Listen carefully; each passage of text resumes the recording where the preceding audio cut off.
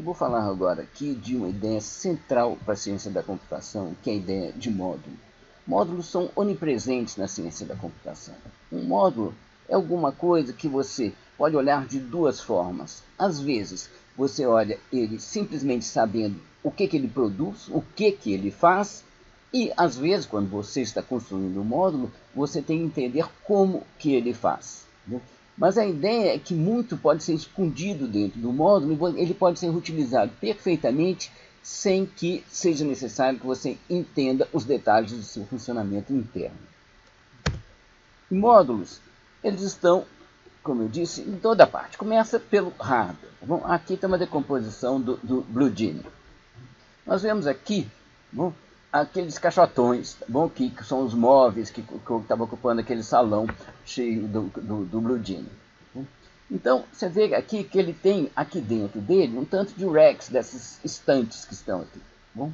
Dentro de cada estante dessas aqui, nós temos um cartão de nós aqui, tá bom? Com 32 circuitos integrados, tá bom? E alguns cartões também de entrada e saída. Cada cartão de computação ele tem dois chips, né, dois circuitos integrados. E cada chip deles tem dois processadores. Você pode pensar que a coisa para por aí, tá bom? Mas aqui está uma fotografia de um outro circuito integrado, tá bom? Esse aqui é do Intel Core i7. Não dá para a gente entender o que isso aqui faz, mas tanto pelos diagramas como olhando mesmo a imagem aqui, a gente consegue perceber que ele também é composto por muitos e muitos módulos, tá bom? E cada módulo tem submódulos aqui dentro. Você pode pensar que, então, acabou por aí, tá bom? Mas essa é a parte tangível da decomposição de módulos que é usada na computação. Tá bom? Só para ilustrar, tá bom? Nós temos aqui 1,17 bilhões de transistores, tá bom? Em mais ou menos 2 centímetros quadrados. Mas talvez a maior parte da estruturação em módulos do sistema de computação não esteja nessa parte tangível, na parte de hardware que a gente chama. Tá bom? Ela está nos seus programas e nos seus dados. Tá bom? Ou seja, programas, de estruturas de software, a gente tem tamanha flexibilidade para criar estruturas complicadas, que eu acredito que é aí que é o ponto que a computação tem de diferente de, por exemplo, um automóvel. É claro que um automóvel é composto por bilhões de peças, algumas dessas peças têm peças menores que acompanham, tá bom? Mas dá trabalho fazer as coisas quando você tem um objeto físico associado a ele. Bom, quando a gente simplesmente tem um programa, que é um texto, como nós veremos hoje mesmo, bom, um programa ele tem uma imensa facilidade de decomposição em módulos e submódulos. Bom? E da mesma forma com os dados que constituem informação sobre a qual os computadores trabalham. Tá bom? Esses dados são organizados em grandes bancos de dados, que também têm módulos e submódulos e submódulos. Para ilustrar, vamos ver aqui, gente, um desenho, uma ilustração da arquitetura do Android, sistema operacional dos smartphones, de alguns smartphones. Então, a gente vê aqui que tem, olhando aqui, a gente vê que ele tem uma série de subcomponentes aqui. Cada uma dessas coisas aqui, gente, é bastante complicado. Isso tudo aqui, gente, o Android, ele é formado por 12 milhões de linhas de código. E vocês veem aqui embaixo, aqui está um kernel Linux. Tá certo? O Linux é sistema operacional concorrente do Windows, do iOS e de outros aí. Tá bom?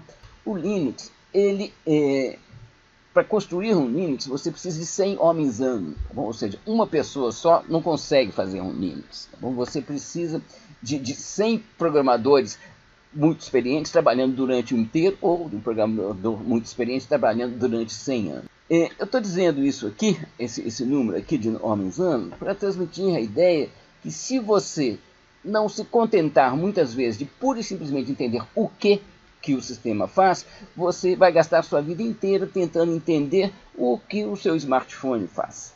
Sabe? Você morre antes de entender 1/1000 daquilo que o seu smartphone faz, se você quiser entender com detalhe.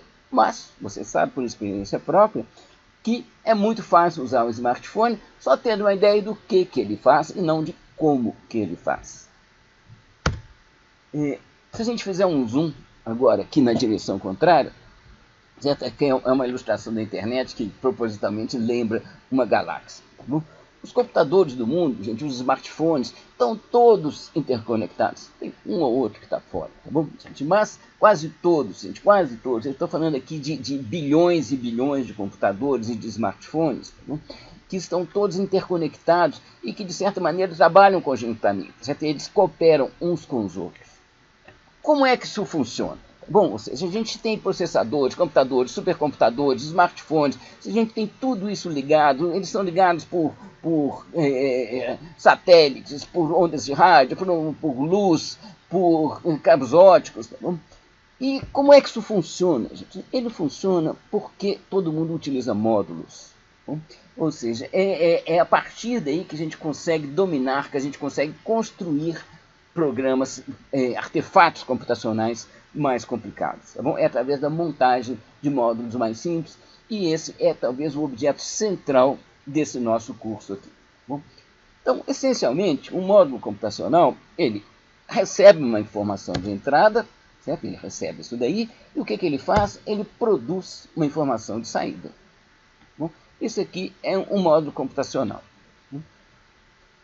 Como é que a gente constrói coisas maiores com isso daí? A gente pega um módulo, tá bom? Com a sua informação de entrada, sua informação de saída. Você pega essa informação de saída e põe ela como entrada de outro módulo, que por sua vez vai produzir outra informação de saída, que é uma transformação dessa, que pode também ser a entrada para um outro módulo, que produz ainda essa informação que está aqui. Bom, aqui a gente está vendo uma composição de módulos com 3 módulos interconectados aqui. Bom, mas a gente pode pensar que esses todos aqui, tá bom? 3 módulos aqui, tá bom? Eles constituem um único módulo, tá bom? Que a gente pode simplificar se o efeito final da transformação deste para esse for facilmente compreensível. Módulos podem ser compostos de diversas maneiras, tá bom? Tão complicadas quanto se queira. Aqui só uma ligeiramente mais complicada do que aquela anterior. Ou seja, a informação entra nesse módulo, saem 2 pedaços de informação que entram em 2 módulos diferentes. Tem aqui um quarto módulo aqui que junta essas 2 informações e coloca na informação de saída. Bom, esse é mais complicado que o outro? Mas se a gente conseguir transformar isso aqui em um único módulo, tá bom? O que vai nos interessar agora é o efeito final de transformação dessa informação para essa informação aqui.